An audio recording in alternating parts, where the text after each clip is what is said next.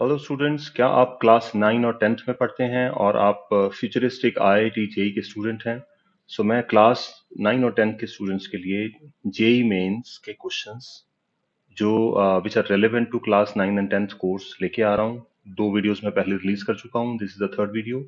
और ये लेक्चर देखने से you will be feeling confident that you can solve JEE mains problems which had been asked in the previous year papers by using the concepts of class 9 and 10 and some little more effort uh, to solve the problems. Let us start with. So JEE mains questions for class 10, question number 3. This question, let P and Q be two real numbers such that P plus Q equal to 3 and P raised to power 4 plus Q raised to power 4 equal to 369. Then 1 by P plus 1 by Q whole raised to power minus 2 is equals to what? This question had been asked in JEE Mains 2022 in June. Okay, सो इस question को start करते हैं। Start करने के लिए I think इस question में 6th 7th 8th तक के कॉन्सेप्ट ही अप्लाइड है, बहुत ज्यादा डीप क्वेश्चन नहीं है। P plus q equal to 3 दे रखा है और मुझे क्या चाहिए, P raise to power 4 and Q raise to power 4 given है और 1 by P plus 1 by Q की वैल्यू चाहिए। सी आपने 9th में पढ़ा होगा, अगर P plus q equal to 3 है तो find P square plus Q square. तो इसके लिए क्या कॉन्सेप्ट यूज करते थे, इसके लिए हम कॉन्सेप्ट यूज करते थे बाय स्क्वायरिंग बोथ साइड्स। तो ये स्क्वायरिंग बोथ साइड का कॉन्सेप्ट है और पूछा गया जेई मेंस में। सो स्क्वायरिंग बोथ साइड के लिए मैंने प्रीवियस वीडियो में, वीडियो नंबर 2 में मैंने आपके साथ डिस्कस किया था कि जैसे मेरे पास P plus q equal to 3 है, अगर मैं इसकी स्क्वायरिंग बोथ साइड करता हूं तो मैं इस इक्वेशन को चेंज कर दूंगा। तो मेरे पास क्या आएगा, p square plus Q square plus 2PQ equal to 3। जब भी मेरे पास स्क्वायरिंग बोथ साइड करने के बाद कोई आंसर आता है, कोई भी आंसर निकलेगा बाय द वे, तो ये आंसर समटाइम्स, ये आंसर क्या होता है, फेक आंसर होते हैं। फेक का मतलब क्या है कि जब भी आप स्क्वायरिंग बोथ साइड करने के बाद जो आंसर्स निकालेंगे उसको आपको ओरिजिनल इक्वेशन में सब्स्टिट्यूट करके चेक करना चाहिए कि वो इस क्वेश्चन का आंसर बन पाएगा या नहीं बन पाएगा। तो स्क्वायरिंग बोथ साइड के बाद कोई भी आंसर आए उसको ओरिजिनल इक्वेशन में डालकर चेक करना होता है। इस क्वेश्चन को देखते हैं। P plus q equal to 3 दे रखा है और हमें कहां तक पहुंचना पड़ेगा, P रेज टू पावर 4 तक। इसका मतलब 2 बार स्क्वायरिंग करनी पड़ेगी। तो doing squaring both sides it means P plus q whole square 3 का स्क्वायर। स्क्वायरिंग करते हैं बच्चों, P square plus Q square plus 2PQ equals to 9। अब देखिए, मुझे P रेज टू पावर 4 और Q रेज टू पावर 4 चाहिए, तो मैं क्या करता हूं, यहाँ पे P square and Q square को इंडिपेंडेंट कर लेता हूं और 2PQ दूसरी साइड पे शिफ्ट कर देता हूं।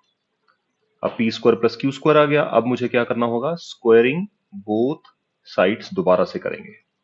अगर मैं स्क्वायरिंग बोथ साइड करूंगा तो P square plus Q square का whole square and 9 minus 2PQ का होल स्क्वायर। यहाँ पे जब जेई के स्टूडेंट्स, 12th के स्टूडेंट्स जो हैं, वो इन क्वेश्चंस को सॉल्व करते हैं तो वो इतना ज्यादा लिख कर नहीं करते।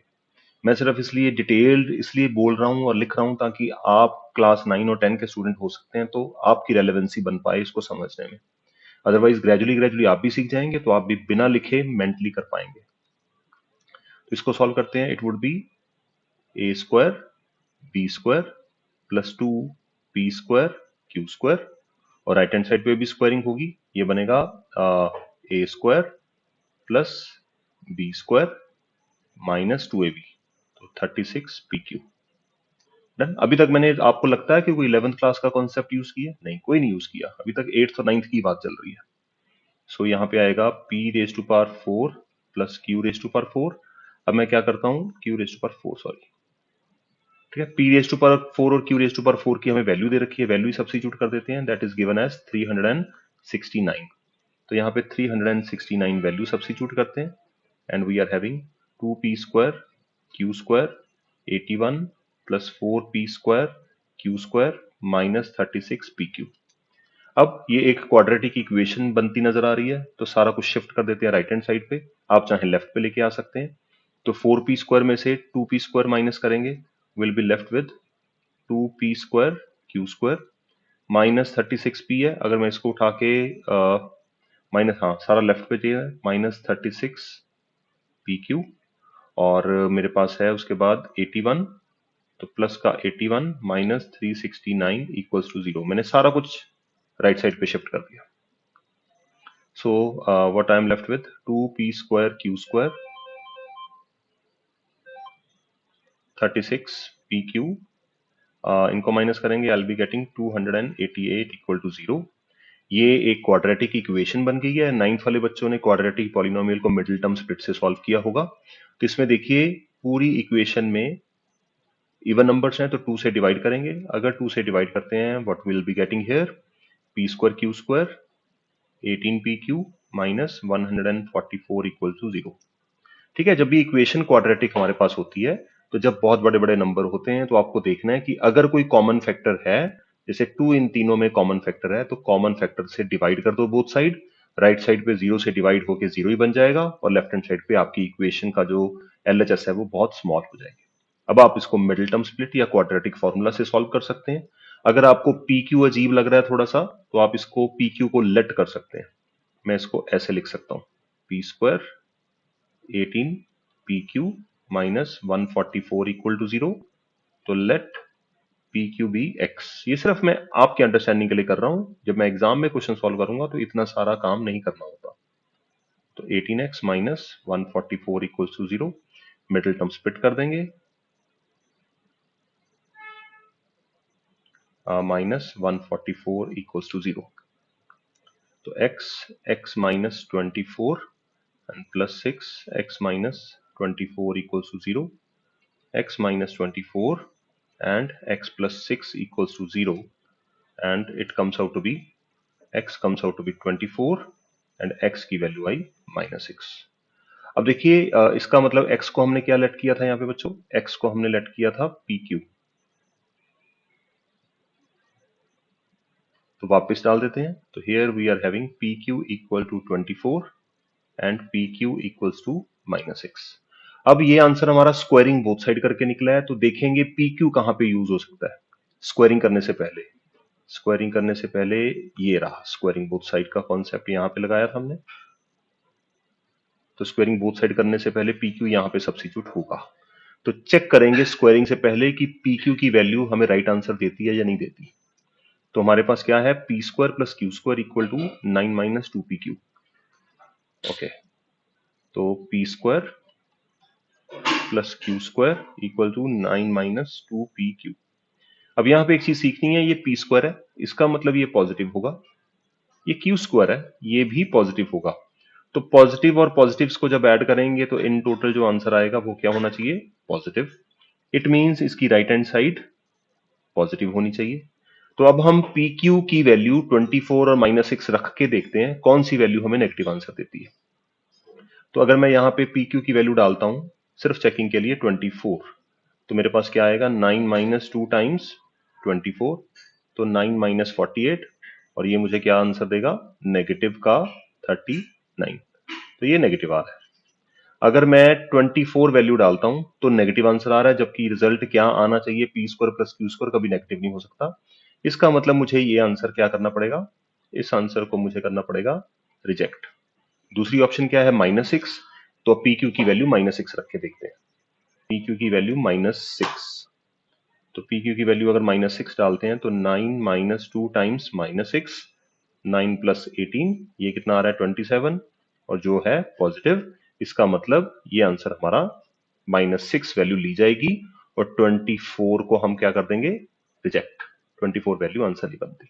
तो जब भी आप स्क्वायरिंग बोथ साइड करेंगे आपको हमेशा आंसर चेक करना चाहिए। तो PQ की वैल्यू 6 है। ओके,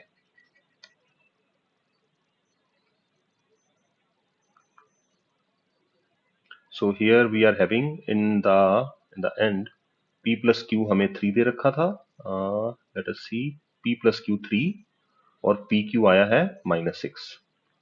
तो p plus q equal to 3 and PQ आया -6। अब हम प्रॉब्लम को सॉल्व करते हैं। 1/p ये हमें निकालना है, 1/p प्लस 1/q रेस्ट पर -2। चलिए सॉल्व करते हैं। तो to find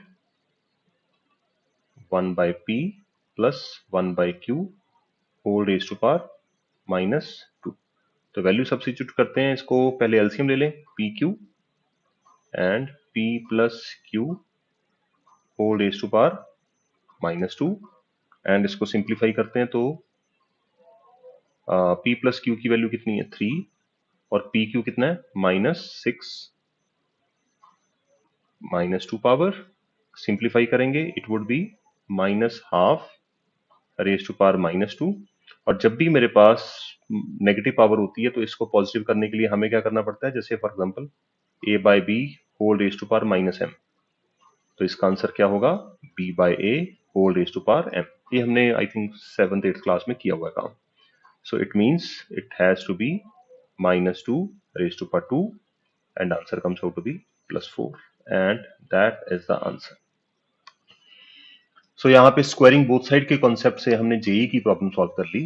so my idea is, जो मैं वीडियोस आपके सामने लेके आ रहा हूँ वो क्लास 9 और क्लास 10 के कॉन्सेप्ट्स के साथ ही रिलेटेड हैं। तो जेई मेंस के क्वेश्चंस अगर आपने करने हैं तो मेरी वीडियोस के साथ अटैच्ड रहिए, लाइक करिए, शेयर करिए और चैनल को सब्सक्राइब करिए।